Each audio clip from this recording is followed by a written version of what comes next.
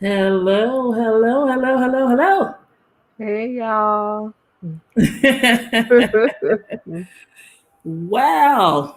We What going a live. day, what a day, what a day it is. What a week, what a week, what a week. Ugh, ugh. All I can say is Yeah, yeah, yeah. It's been a very strong week. We want to welcome everyone that is coming to join us yeah. today. It has definitely been a week. It has definitely been a week. And today we are talking about boundaries, Boundaries. Yes.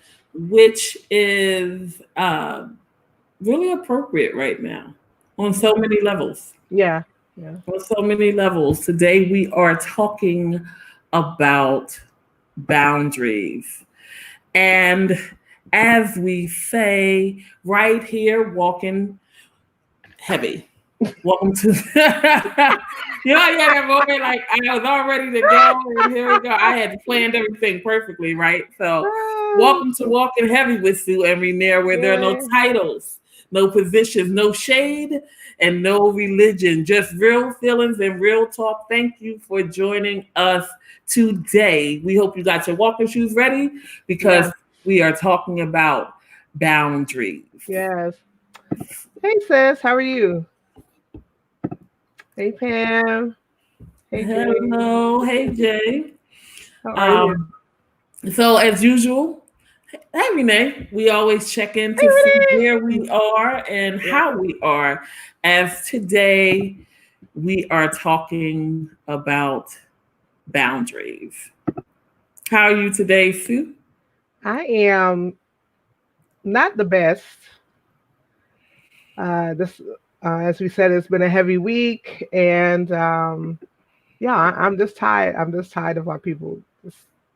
I'm tired of the lack of regard for us, um, and uh,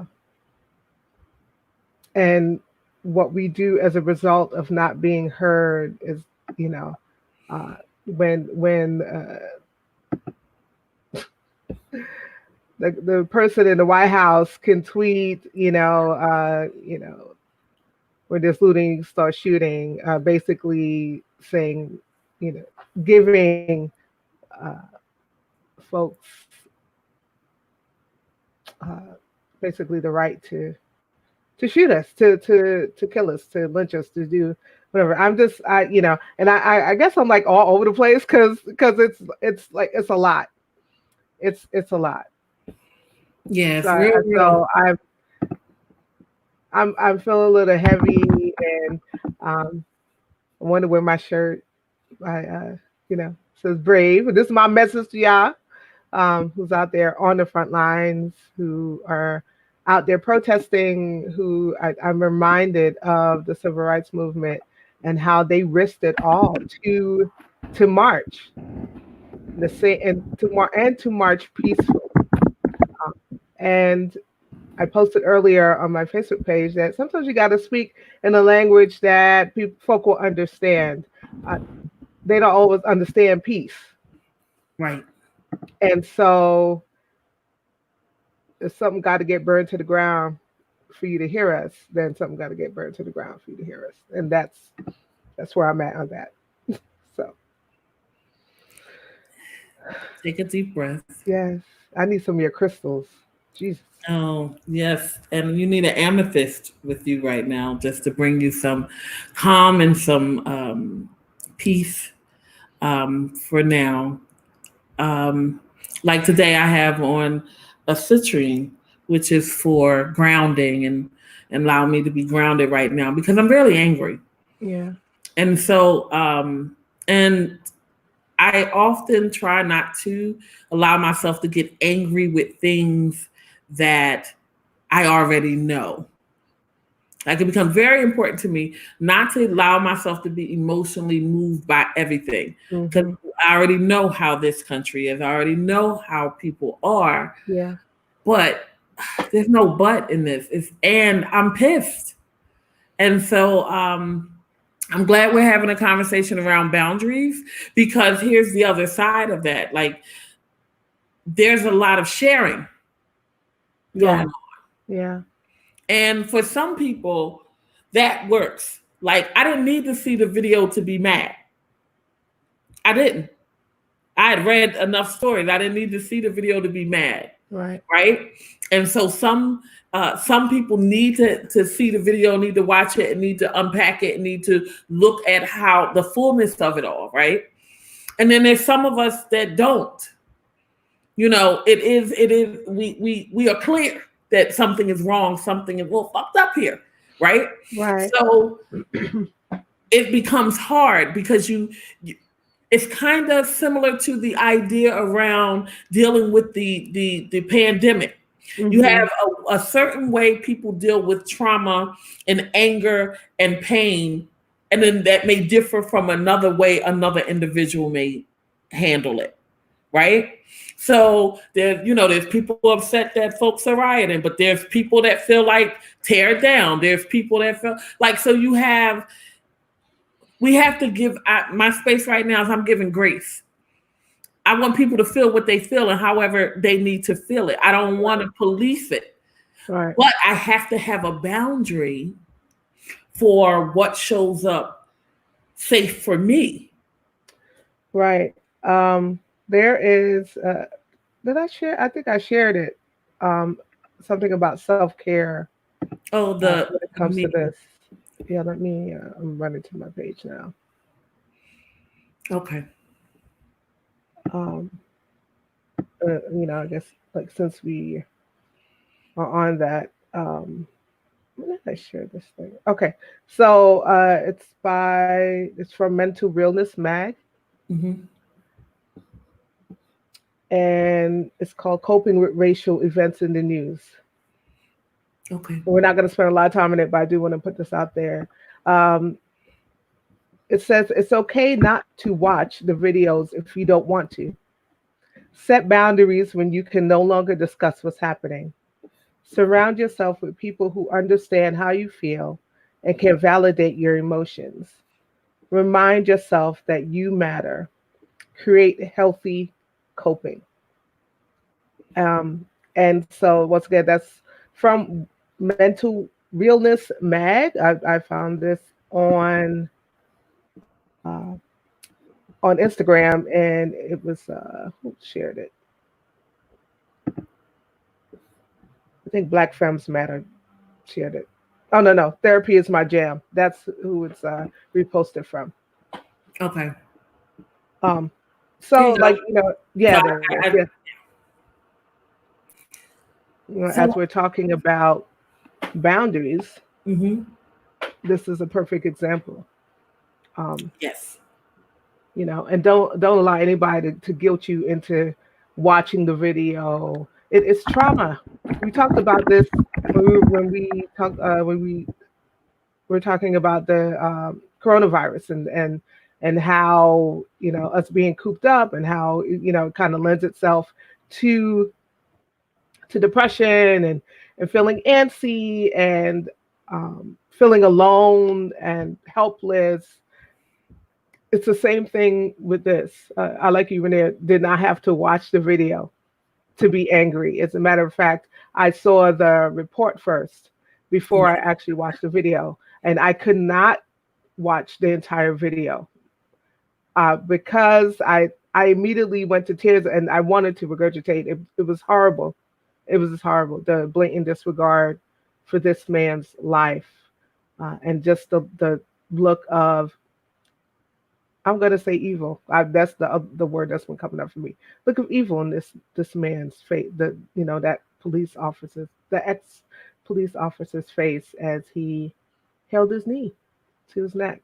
So yeah, don't let people guilt you. You're not less Black if you don't watch the video. You're not less Black if if you practice self-care and boundaries and saying, no, please don't share this. No, please, I don't want to hear another news report. I don't want to see another post. You're not less Black, right? You're not less down for the cause if you say no to those things. So And I want to bring up, Odu says, no one needs to see it to be mad. They're conditioned to need to be in it. They're conditioned to normalize trauma as part of the Black experience. Look at Black trauma cinema. I give them grace because I know they don't know the currency of pain. Wow. And Sha Braxton Caldwell says that her family continues to fight for justice for Eric Gardner. So if all of this is very personal for her, and many people don't know that she's part of Eric Gardner's family. So that's, all of this lives on, and I think that's why I'm not good with releasing images from my mind, right? Once I see something, it is cemented. It is part of my narrative. It is part of my story. Yeah. And so, like, even funerals, I don't necessarily always go to funerals. I stopped going to funerals after my mother's transition. Now I will go to support my close family and my friends, but typically I hold space for those that have transitioned into the spiritual realm a little differently. But, I'm clear. One of the reasons why I said that we needed to have this conversation before we talked about boundaries is because even looking at all the comments here, we see anger, hey, Pastor Kim, we see where even, Kess is saying, I am pissed. And Jay is saying that, she is pissed. And it's so hard to stay in a higher vibration or to stay in a higher type of conversation, because right now there's so many feelings and so many emotions, because the truth of the matter is it's been a hell of a week. We're not talking about one thing. We're talking about a series of things. And then we get a president who then tweets a message that even the platform marks as violent language. And good and well, Facebook and Twitter and Instagram and all them, they will shut your account down if someone reports a baby in a pamper as something inappropriate. They will shut their page down, but they did not shut down his page, because we know if they shut down his page, then they'll have it marked as treason and Twitter be closed and everything else. But they flagged it. He deleted it. Somebody in his camp. Didn't we have a conversation a couple weeks ago about somebody in the camp got to be the person? Right. I'm going to say the word. Yo, you better go and delete that. Are you that kind of conversation. Right. Well, I think if he has somebody in this camp, if he has somebody in this camp that was like that, they'd probably no longer be in this camp. And we don't be playing. There are a lot of things that person could have potentially said not to do. So right. So we can only pray. Exactly. Yeah. And so, like, now, so here we are met with the conversation of boundaries. This was a conversation we were going to have this week anyway. So all these things have come. You see a gentleman who, that's another video. Like, it's like everything we talk about Mr. Cooper here, right? Right. He's minding his business. He's doing his own thing. Here's this woman, and she goes to step towards him, and he's like, don't come over here. Now, that's a boundary that apparently she had an issue with. So then we get the phone call and we get the whole Academy Award winning act and all the other stuff that was going on for her in that moment, that bullshit. Yeah, that's what it is. That's what it is. We walking heavy, I'm calling a spade. That's what it was. That's that fragility. Man, listen. And so I know we started out this conversation about boundaries, but let me tell you something about fragility. Now, that was a video I did watch, and not intentionally, right? But I happened to be doing something and it came on and I could hear it, to the point that I had to go back and watch it. And let me tell you why. If you see me rub my face and stuff, I've been testing the magnetic lashes for a little bit. They're getting on my nerves now. But so let me say, a lot of people don't know that when I was younger, I was fascinated with, because I wanted to be a forensic criminal psychiatrist, right? Mm-hmm. So I was fascinated with body gestures, voice tones, and facial expressions. Matter of fact, for one of my undergrads, I studied appropriate that hooping, the hooping, how we preach stuff.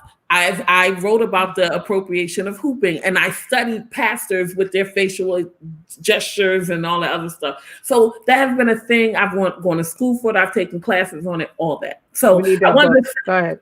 Right. Okay. So I needed to say that because somebody is going to be like, who she thinks she is. So now I just told you who I am, right?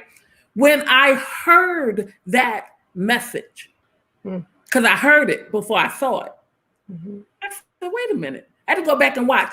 There's a transition period that between her recognizing that he wasn't going to do what she wanted him to do and that she wasn't going to get her way, that all of a sudden there's an urgency and panic in her, in the way that she expresses this conversation as she uses descriptors of his race, that when I heard her apology, I said bullshit. I threw the bullshit flag because her intent with the descriptors was clear. The intent. Because I almost would have paused if she would have just said that I felt threatened by a man. Because as a female in the woods, I almost would have gave it to her. Almost. If she would have said I was just nervous because that. Almost. But when you say, if someone calls and says that there's a girl wearing hoop earrings who is Black, who I feel threatened by, they're talking about me, and they made it a point to mention my race because they wanted to elicit a certain response. But she told him that she was going to call and say that an African-American man was, she was really intentional about it. And so knowing, because nobody lives under a rock here, there's no one that lives under a rock here.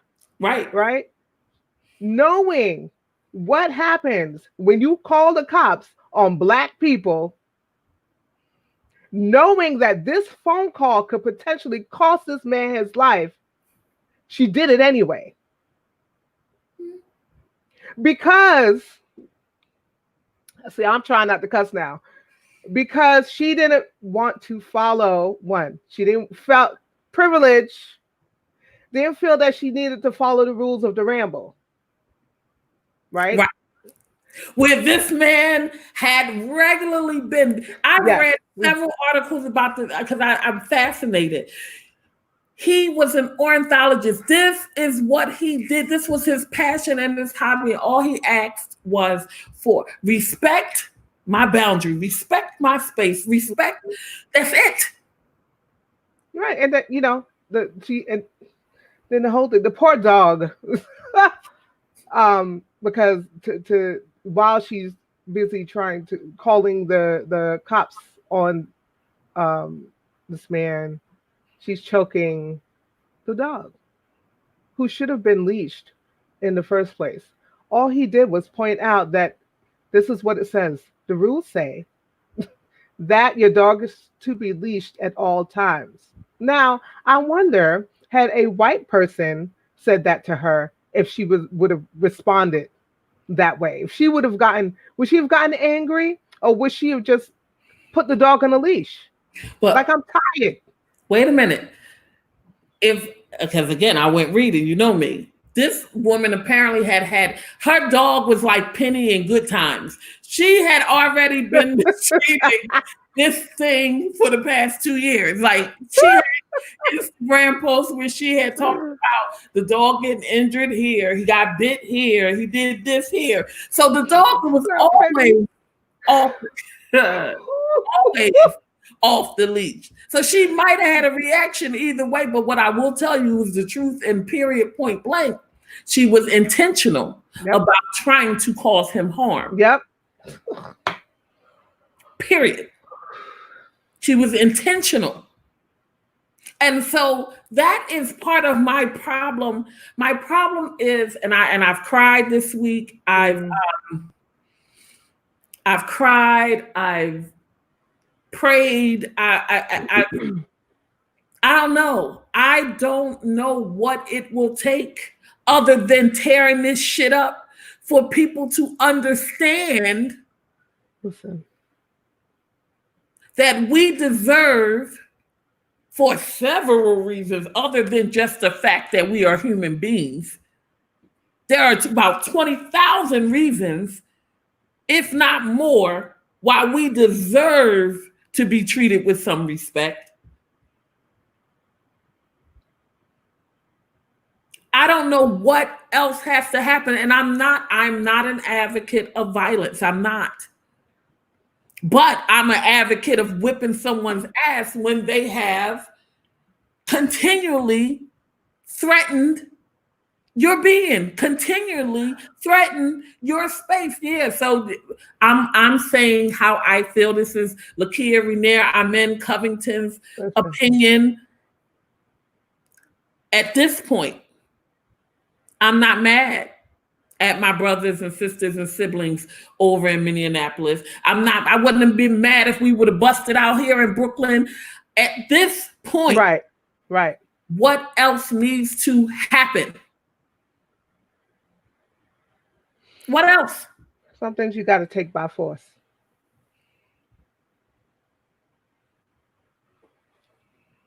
I referred to the, and I know I feel like, we're talking about this because of course it's like the elephant in the room, right? So we can't not talk about it and intertwine the talk about boundaries, which we will, I know we'll get to those points soon. But sometimes you got to take stuff by force. Everything else has not worked. Nothing has worked. You burn our churches down, burn our houses down. You gun us down. You hang us. You beat us. You rape us. Nothing else. Forgiving has not worked. Yes, I understand that, trying to get into legislature and going as high as we can in the government and making change on the local and the national level, voting, all of that. We have done everything that we can do, and still say that. We've done everything that we can do, and still. So what will it take? What will it take? Reverend Dr. Vanessa was watching. She brought my attention to the live that was going on yesterday, coming from Minneapolis, and just crying and, of course, in fear of what could happen to all of the young Black and brown, right? These are our kids out there. Right. We had some adults out there, but they were mostly our millennials out there rioting. Revolting. I don't want to say rioting. Revolting. I like that. Revolting. I don't want to say rioting.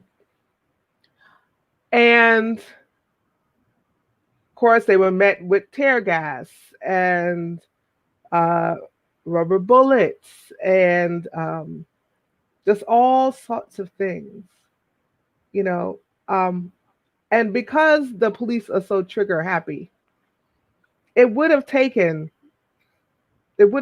much for somebody to start shooting.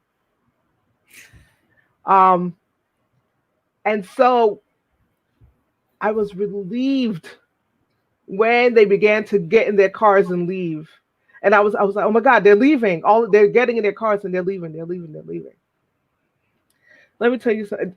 Relief, right? But then, we talked about the tweet that 45 made. If all we want is justice, why we have to beg for it? Why do we have to beg for it? That's all we want. Put the individuals who murdered this man. There is nothing else that needs to be unpacked. There is no more video that needs to be seen. There's nobody else that you need to talk to. But you see, right? Put the individuals who murdered this man in broad daylight, who held the man who held his knee on his neck for 7 minutes. The others, because they showed another video, because there was somebody else filming, showed the other side. The other officers, there were 2 other officers on him as well. Arrest them. Arrest them. Put them in jail. And I think that somebody said on Facebook that they had arrested the initial one. Yeah, right. They have. But see, that's not enough. We need to. How many times have they been arrested or something has happened and they get off? That's right. I'm gonna tell you something. If God is my witness, you see what's happening right now. If they let this, we're gonna have a whole other Rodney King thing. If they and it will permeate the nation. You think what happened in Minneapolis? All right. If God is my witness. The other day I was sitting with my partner and I asked her, did she ever hear Gil Scott Heron's The Revolution Will Not Be Televised? Mm-hmm. And she hadn't. And so I played it. Mm.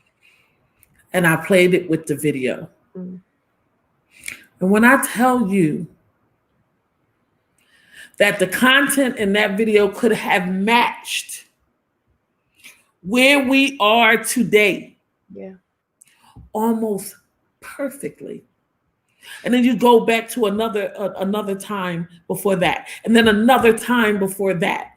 There's so much evidence of us being innocently slaughtered. There's so much evidence that someone said to me, I can't understand. And I said, you will never understand because your mind is not set up that way.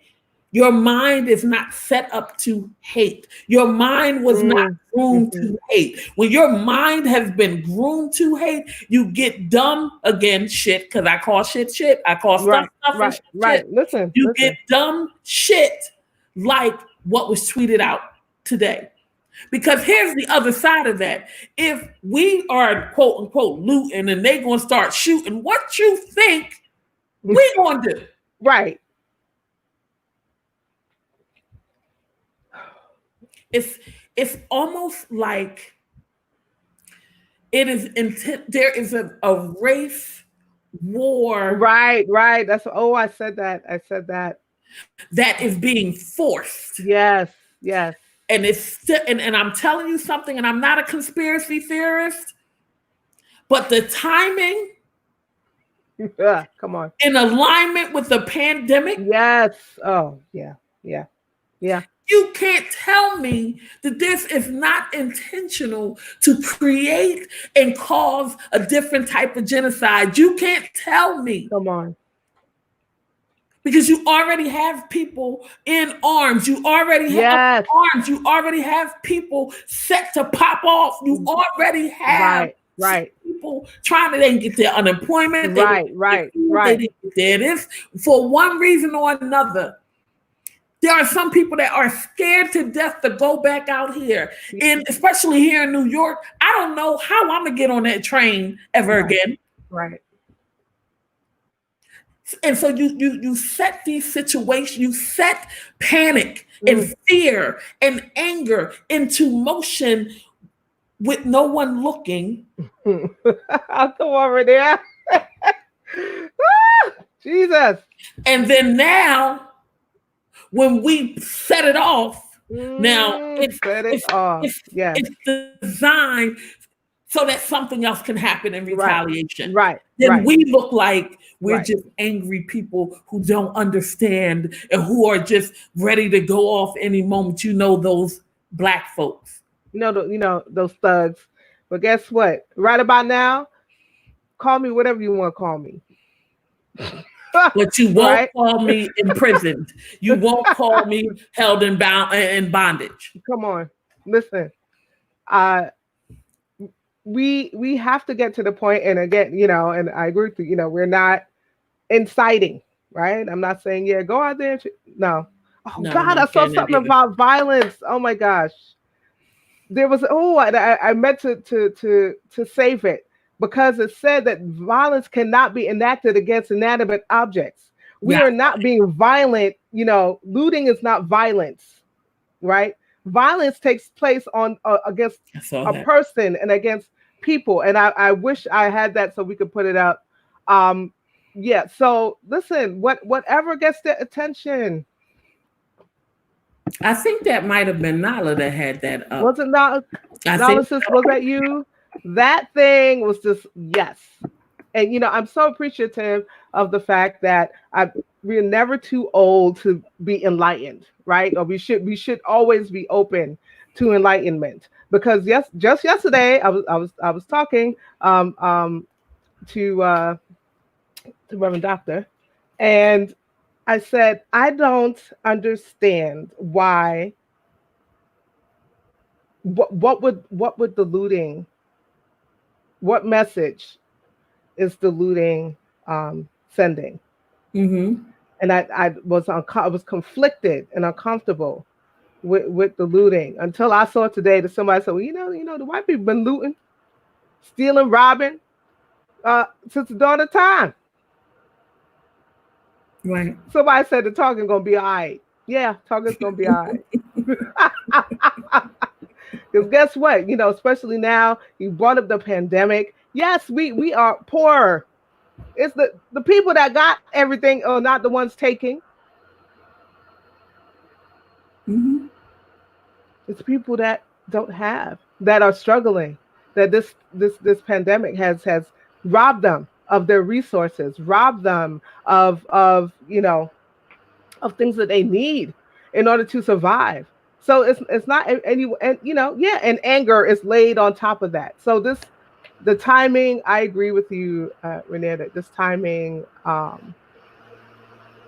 there's something to be said about the So, timing. absolutely, absolutely, and see, I need people to pause for a second, right, Mm-hmm. and think about just. It seemed like there's different levels that try to piss you off, and when it doesn't, then we step it up a notch, right? Mm-hmm. Because last week we were watching the argument between the white evangelicals and the black evangelicals, Mm-hmm. or not evangelicals. I don't know who was arguing on the side of the church being open, the church not being Mm-hmm. open. Like, then we argued about companies being open versus like, it seemed like every week there's something else to further push people to a point of breaking. Yeah. You understand what I'm saying? I was in Yeah. here the other day and read an article about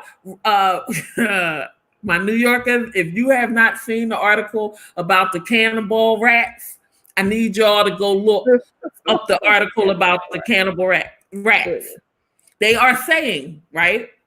Mm-mm. And I'm not changing the subject. I'm telling you the time that we're living in, right? They are saying that because we have not been outside, right? And because the restaurants are not open, and our lovely little neighboring rats that live here with us in New York have not gotten their food, they snapping. And they're eating each other, and they are congregating in a frenzy because they're afraid, because there's no food for them. Jesus. They had videos down in New Orleans where they were gathered on corners like it was a club. Oh, woo! I can't even. So if they freaking out, I mean, I'm just saying. So when we're talking about, hey Crystal, when we talk about Hey, Crystal. boundaries, Mm-hmm. it seems like, and let me tell you something, it seems like that some of the things that are happening is simply because we're not allowed to have boundaries. Mm. We are not allowed to have boundaries. If we respond to something a certain kind of way, we are angry. Right. If we have an attitude, we have a problem. We're not allowed. You're not allowed to have boundaries. And have again, boundaries. having these conversations is hard because there's a certain language I don't participate in. So it's hard for me to talk about struggling and all this other stuff like that because I don't talk that way. Mhm. However, what I'm clear on is whatever this is, Mm. we're not allowed to do anything but live. And now we're not allowed to do that. No, we expected to take it. That's all. We expected to take it, sit down, shut up, don't do anything about it. That's what the expectation is. Right. So the deeper question is how in this time, with everything going on, with people feeling how they feel and these emotions where everyone is feeling it, Mm-hmm. how do we create boundaries for self-care now? Mm. Because even if we got to get out here and as I think Odu said earlier, be a revolutionist, so to speak. Mm-hmm. How do we create boundaries in times like these? And I want to go and find the meme that you shared with me. Boundaries can sound like, I'm not okay with you making jokes about my breakup. Mm-hmm. You can disagree with me, but I expect you to treat me with respect. Yeah. I appreciate your willingness to listen, but I'm not ready to talk about it. I'm skip the next one because that's one of your points. Yeah.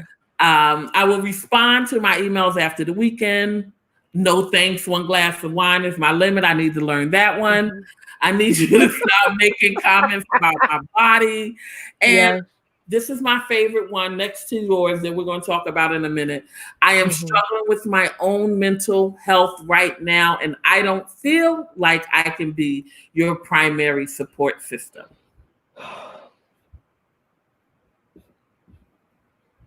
And then we're going to go to our first point, which was one of the ways of expressing the boundary, which was no.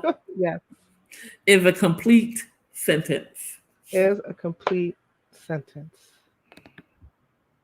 This is something that a lot of us struggle with, and I would say particularly those, particularly Black women, struggle with this.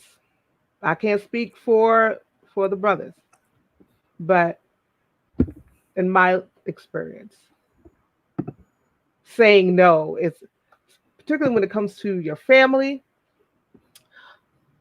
there's obligations. So you don't want to say no to mama. You don't want to say no to daddy. We can more easily say no to a brother or a sister later on down the road. You might still be able to say no to a cousin, but depending on what they have done. But it's hard to say no a lot of times to our family members. If you have a job and maybe they're packing on, which is, listen, especially in corporate America, they will, you'll be working 3 people's jobs and they want to tack on more for the same pay. We don't want to say no because we don't want to put our job in jeopardy. We don't want to put our livelihood in jeopardy. We don't want to put our access to, to that check every other week or twice a month in jeopardy. In relationships, well, that's number 3. Say no. It's like point 3. Yes, but we have a problem saying no, and this is what I always tell people, particularly my young adults, that I tell them that God does not want us to give ourselves into a deficit. We are not created to pour out with nothing and have nothing reserved for ourselves. You cannot give from an empty vessel, right? I was What looking happens for is when you say yes to everything, you are saying to everything outside of you, you are saying no to you. Mm-hmm. Yep. And so, we talked about self-care. Yeah, no is a complete sentence. And I don't care who it is. But you're not. But see, that's another thing we're not allowed. Right. Right? We're not allowed to say just no because we are expected To give an to give you explanation. your why. Yeah. Why? Ah, Jesus. We are expected to give an explanation. And guess what? We are so conditioned to do it, we automatically do it. No, I'm not going to be able to make it because I got to go down to the store and get me something from the market instead of just, no, I'm not able to make it because we feel it. We have um, an imagined burden Mm, mm. if we cannot show up for someone. Right. Right. Right. The moment that we can't show up for someone, we are then classified in a way that we feel guilty for taking care of ourselves. I Mm-hmm. tell, Mm-hmm. and Freddie hit it on the head. And half the time we lying, Right. we making up reasons that are not 100% true. Wow. Because we feel like if I tell you I'm sick, or if I tell you that what I have to do is a recognizable emergency, Mm-hmm. Mm-hmm. then you can't get mad. Now I try not to lie on my health anymore because I used to Mm-hmm. do that. Oh, I'm not gonna be able to make it. I'm not feeling good, or calling out sick and be like, "Hello." Like years ago, I used to do that, and then I realized I would lie Mm. and then get sick for real, and then can't take the time off. You Right. know, they done gave me 2 days off for an imaginary illness. Now I gotta go to the emergency room, and I can't get a note. So I don't tell those lies anymore. Mm-hmm. Plus, you can speak stuff over your body. Right. Right. Whew. That's another thing about, yeah. All right. Go ahead. But at the end of the day, I've gotten to a point. Freddie just said it. I'm at the same place. I'm not lying. I'm just not. I Mm-hmm. can't make it. Now, Well, if I don't you, want to. Like you said, I just don't wanna. Why can't we just say that? I know it's but yeah, it's other people are taking this rude, but I don't why do I need to explain to you why? I don't want to. And there's a reason why I don't want to. Even if it's like I just don't wanna, there's still a reason why you just don't wanna, right? I just have to. And if my family's on here, I love y'all, and just don't be too mad at me right now. So a couple months, well, it wasn't a couple months ago. Yeah, it was a couple months ago. Last year, anyway, my uncle passed. My mother's brother. Didn't like the dude. He said inappropriate things to me as a child. And I didn't want to go and be fake. But I was pressing myself to go because the entire family was coming. And I felt obligated to go. And I wound myself. I had a complete breakdown, complete anxiety attack. I videoed myself. I sent a video chat to Allison, just crying. I just could not stop crying because I worked myself up so much, thinking because I was thinking I was going to disappoint my family if I didn't show up, but have to subject myself to something that was toxic for me and unhealthy for me if I did show up. And so trying to make that decision made me, suffer like an anxiety attack. And for a week, like I couldn't, you know, so many things fell by the wayside uh, because I could not concentrate. I worked myself up so bad instead of just believing that I can say, you know what? No, I'm not coming. I can't. I love all of you, but I'm not coming. And I, you know, and I'm not. I'm just not coming. If we could get to the point where we just say no, and whether people accept it or not, they just gonna have to eat it.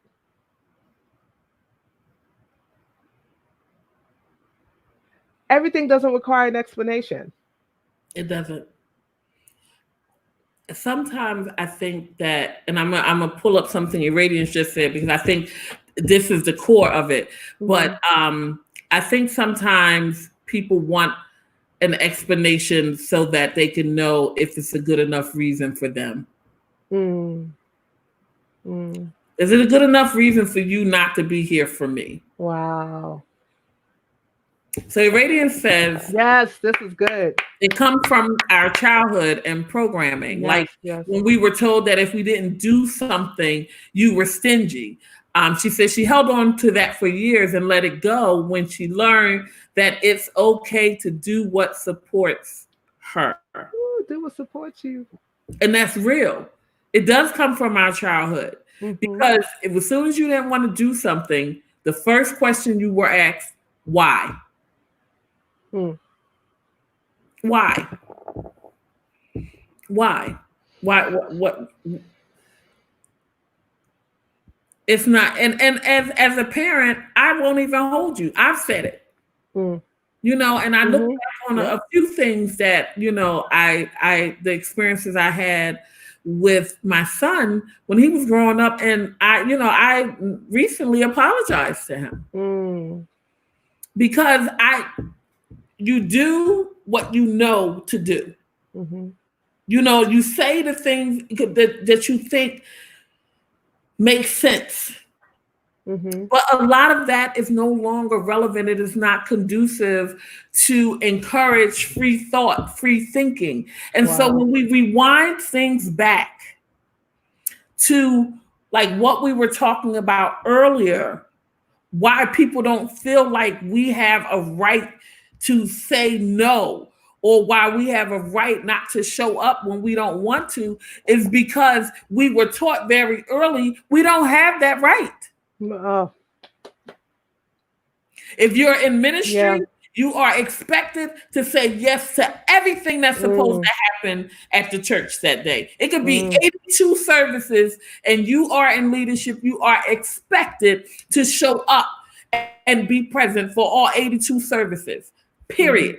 That's how you're taught. That's how you're trained. That's In right. relationship, you are taught. It's all, it's two of y'all, not just one of y'all, all of this other stuff. So if you don't want to do, I missed an event once. This is when I was married. I missed an event once. I wasn't feeling well. Mm. But the reason why I wasn't feeling well was because I really didn't want to go.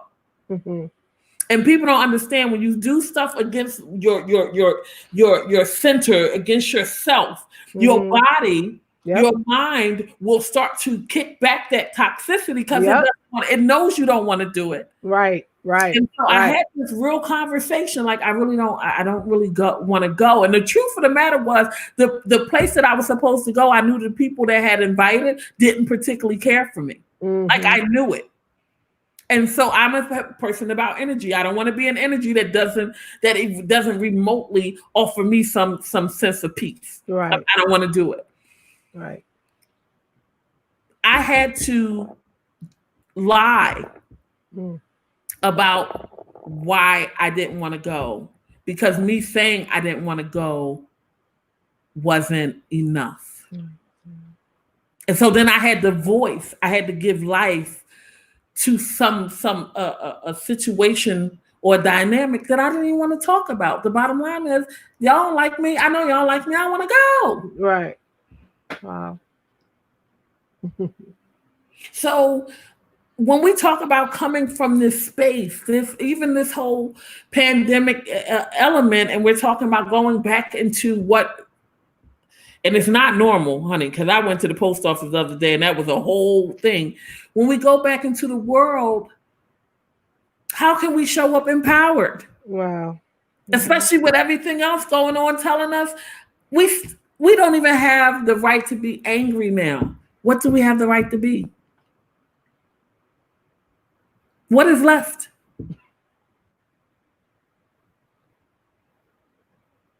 What is left?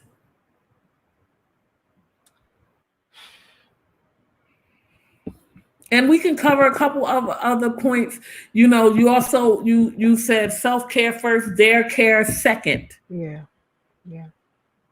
And that goes back to what I was saying about that you can't pour from an empty well. You have to take care of yourself. This is something that I'm still learning. So I haven't perfected it. And a lot of times, I fall short in this area, right? But it's something that I am consistently working on.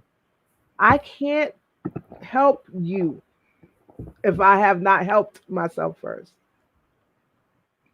So that, like, when you feel yourself slipping into giving, pouring, self care first, their care second.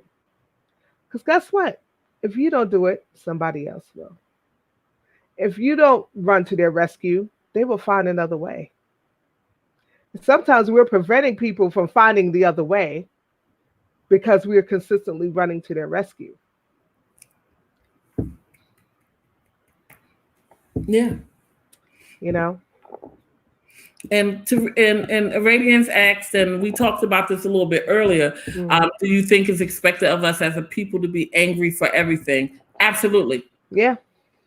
And we do it to each other. We do it for each other to each other. As soon as someone has a face, they could be a thought. They could be trying to you mad. What's wrong? What's wrong? Right? You mad? You all right? Now sometimes I am mad. Mm-hmm.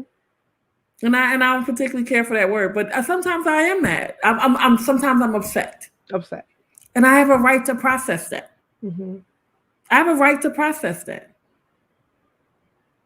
That's my boundary. Give me space to process that.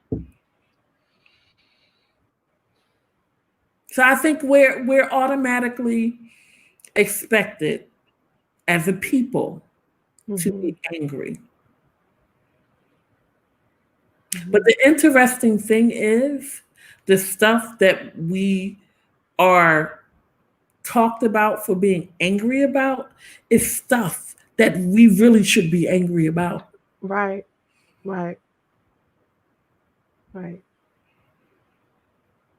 It is.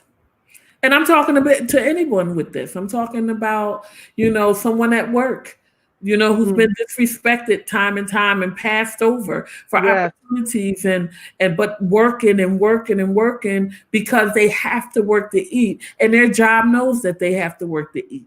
Mm-hmm. Oh. Because you know why? When you make a decision to leave a space like that, the first thing they say is, "Are you sure?" Right. Are you sure you're going to be all right? Like they question your desire to expect and desire something better. Mm-hmm. Mm-hmm. Like what you give me is the best. So I can't possibly want something else. But let me tell you something.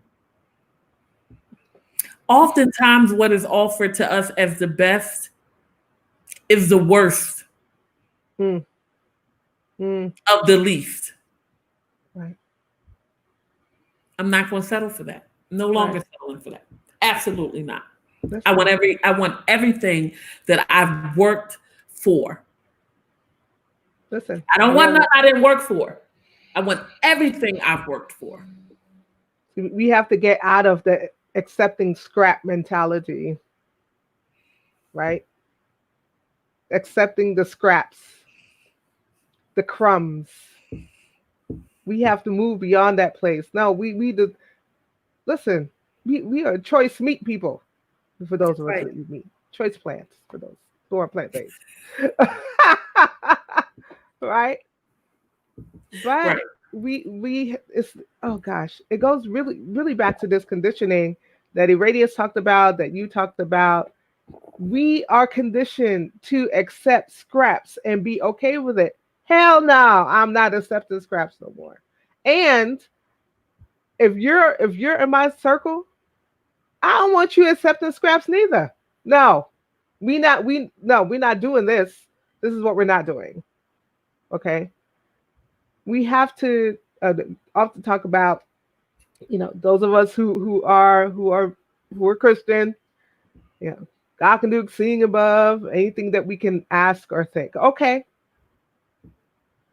but some of us need to get our thing to get our mind right to God's mind, if that makes sense, right? If God can do above and beyond anything that we ask, I think that means we need to raise our asking and raise our thinking.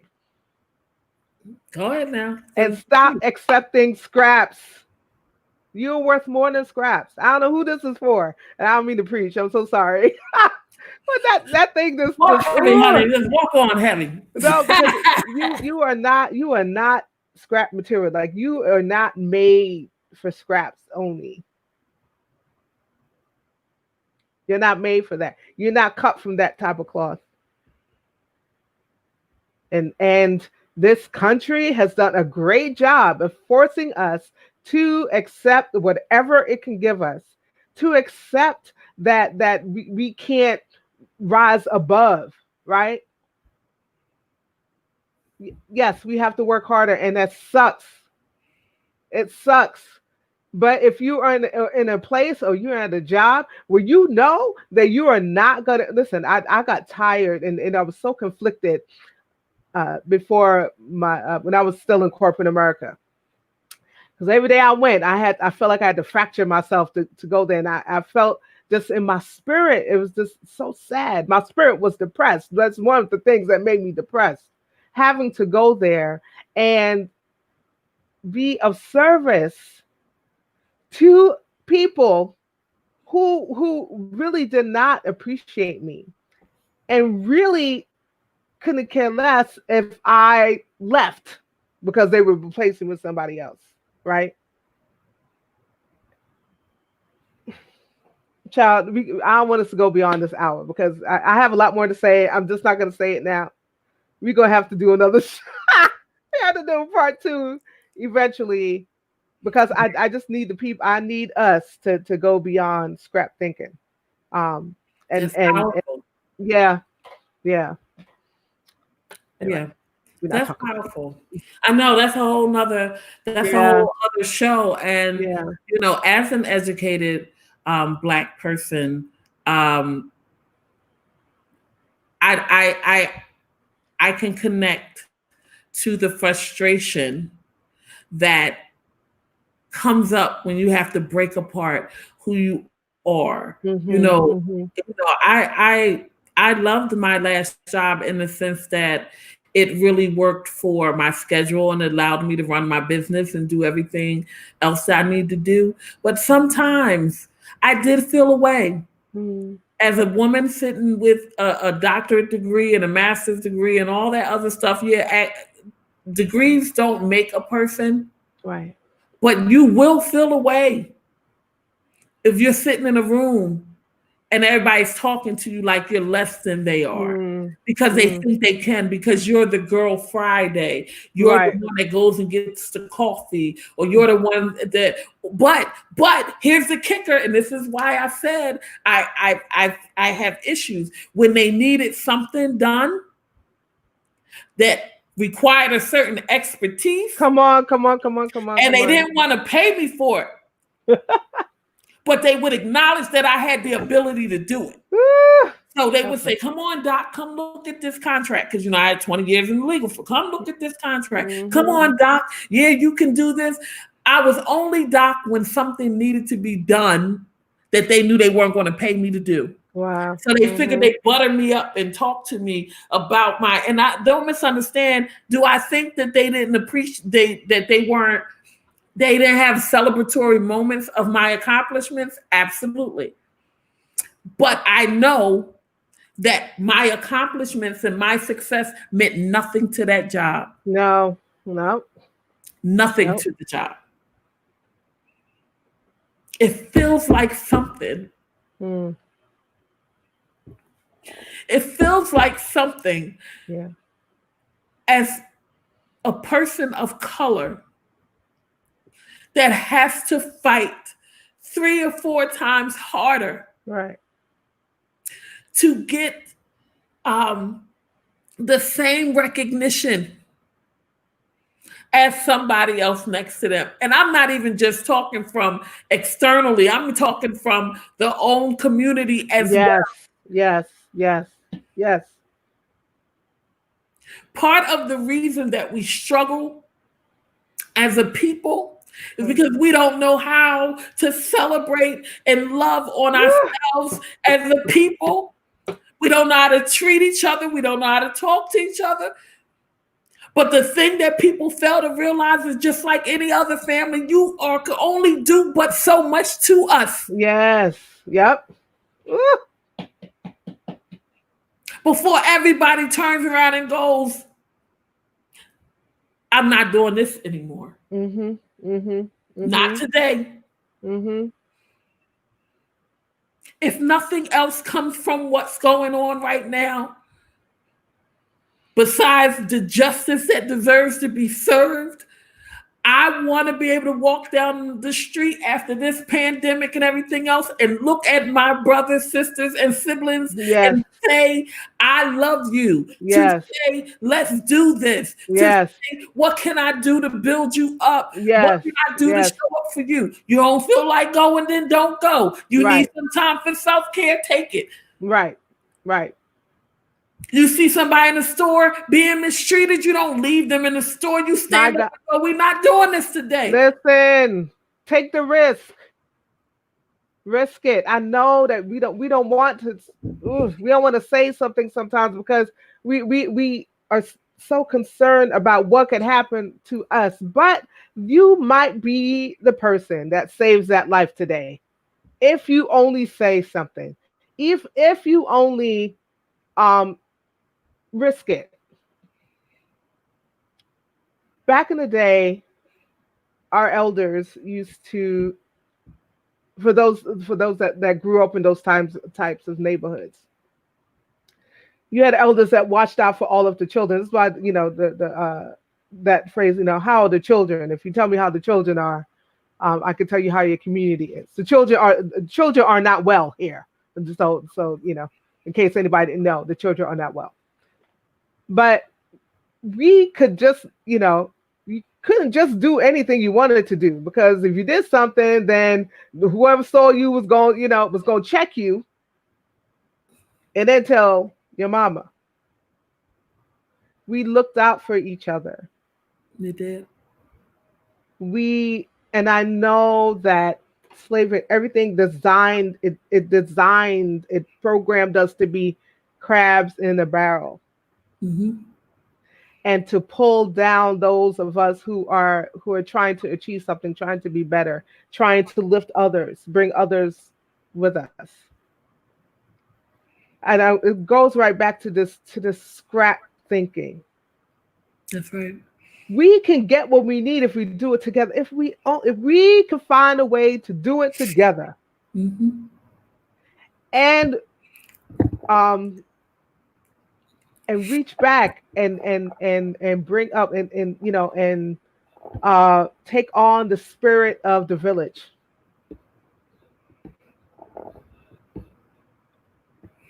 We can make it. We could all make it. Mm-hmm. But all of us, we need to, and maybe this is just lofty. This is my naive, me being naive. I'll take that if that's me being naive. But if we could only, I can only imagine what changes could be made when we come together and really come together to get things done. And that also begins with us building, right? You said something about words, the words that we speak. And that has just been a thing over the last couple of weeks. Building each other up, right? Not weighing each other down with criticism and with respectability politics, and building each other up. Say, okay, well, maybe I don't understand how you gonna make this happen, but because you believe you can do it, let's do this. Let's do this. Right? Mm-hmm. We need to change our thinking as a people, and yeah, maybe this is the catalyst. What's happening right now? Um, you know, things are birthed out of chaos, and so maybe this chaotic moment that we are in now will birth something anew for us as a people.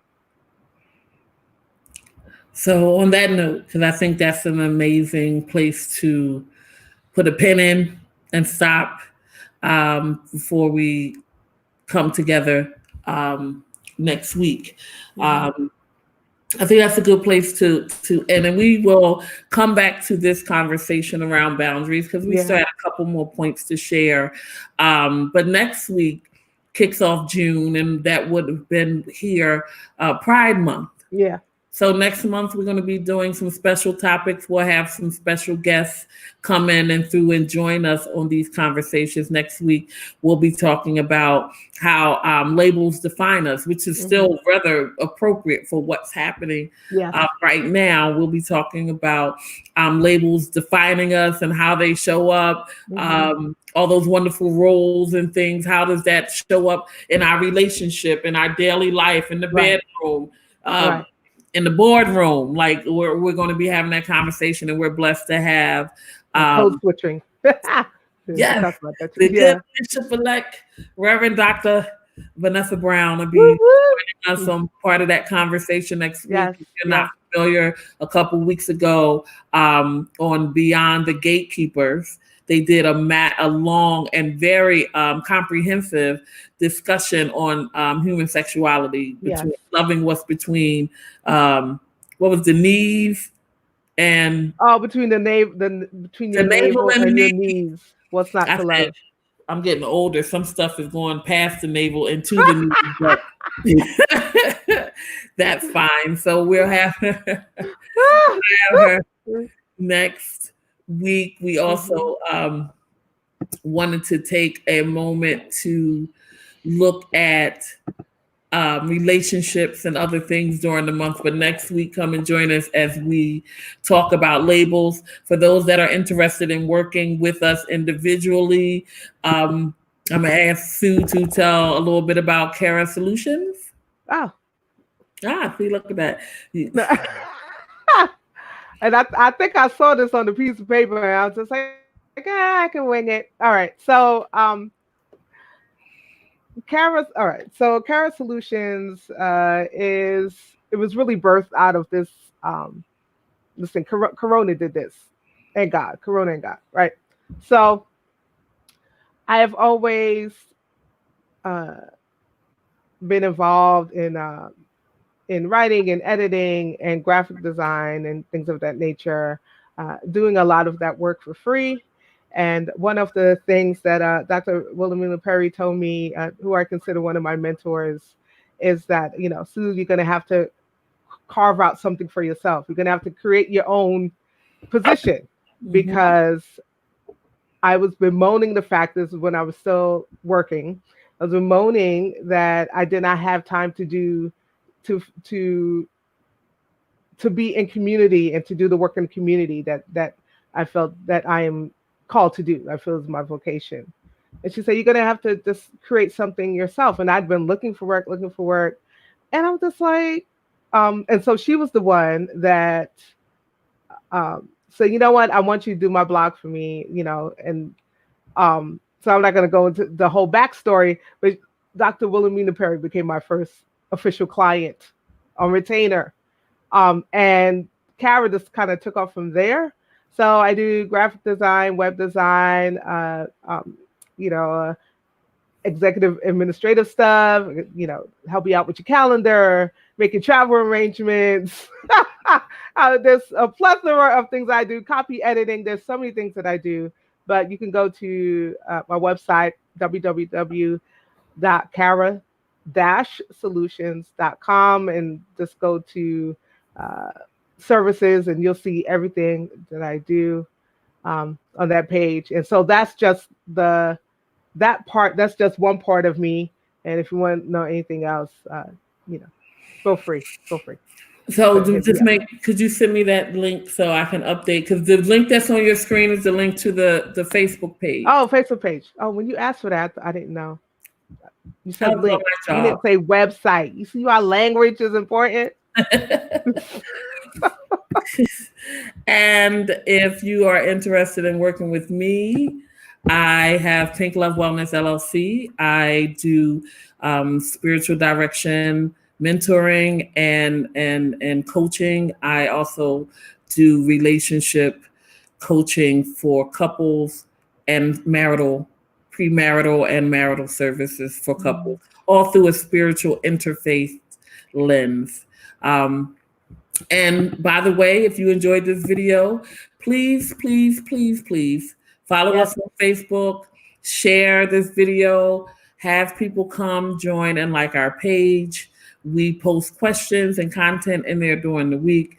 So Yeah. we would love to talk to you and engage you. And if you find yourself going through anything or going through a situation and you need someone to talk to, you can always inbox either one of us, Yes. and we will show up and be of support to you. Yeah. So on that note, we're going to get ready to end today. For anyone that would like to join me later, I will be on Sha Braxton's show. Tonight we're talking about the stigma of mental health. I'll be sharing my story and being a part of a conversation around the stigma of mental health. So Yeah. I hope to see you later. In the meantime, have an amazing week and keep your walking shoes handy. Yes. When Yes. we come together next week. Yes. Bye, guys. Peace out.